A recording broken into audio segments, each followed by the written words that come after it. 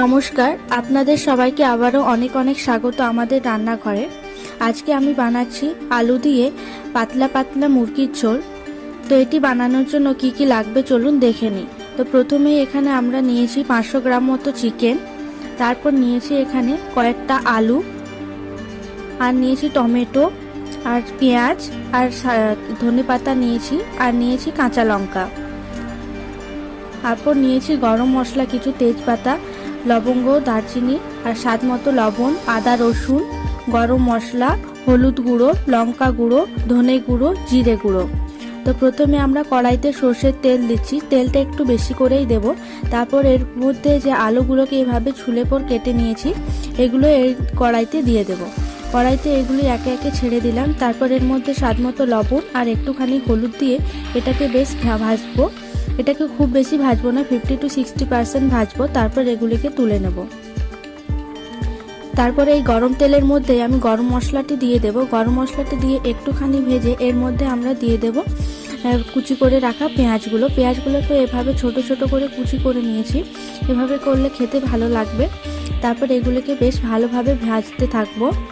এই পেঁয়াজগুলি দিয়ে ভালো করে ভাজতে থাকবো যতক্ষণ না লাল লাল করে ভাজা হয়ে যাবে। তারপর পেঁয়াজগুলি ভাজা হয়ে গেলে এর মধ্যে আদা রসুন বাটাটি দিয়ে দেব। আদা রসুন বাটাটি দিয়ে আবারও এই মশলাটাকে ভালো করে ভেজে নেব, যেন ভালো করে ভাজা হয়ে যায়।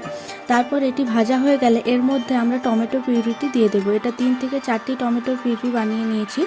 তারপর এটিকে দিয়ে ভালো করে ভেজে নেব, যেন মশলাটা থেকে তেল ছাড়তে থাকে। এই মশলাটা ভাজা হয়ে গেলে এর মধ্যে আমাদের যে মশলাগুলো আছে সেই মশলাগুলো দিয়ে দেব।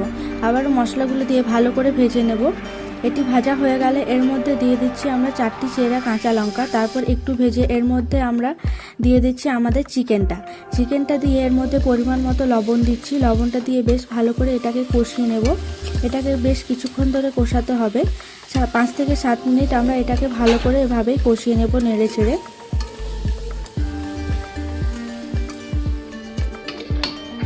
মশলাটি কষানো হয়ে গেলে এর মধ্যে আমরা যে আলুগুলি আছে আলুগুলি দিয়ে দেব। এবার এই আলুগুলি আর মাংসটি 2 থেকে 3 মিনিট এভাবে আমরা ভাজবো। 2 থেকে 3 মিনিট ভাজা হয়ে গেলে এর মধ্যে দিয়ে দেবো আমরা পরিমাণ মতো জল। এখানে জলটা একটু বেশি করেই দেবো, কেননা এখানে আমরা ঝোল করব তাই। তারপর এটাকে একটু ফুটতে দেব। এটা ফুটে এলে এর মধ্যে আমরা ঢাকা দিয়ে দেব।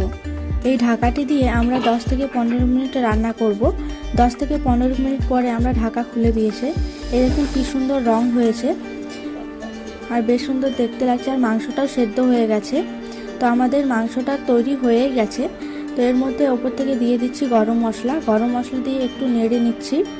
তারপর এর মধ্যে ওপর থেকে দিয়ে দিচ্ছি ধনেপাতা কুচি দিয়ে ব্যাস আমাদের রান্নাটি হয়ে গেছে। আপনাদের যদি ভিডিওটি ভালো লাগে তাহলে চ্যানেলটি অবশ্যই সাবস্ক্রাইব করবেন এবং লাইক শেয়ার কমেন্ট করতে ভুলবেন না।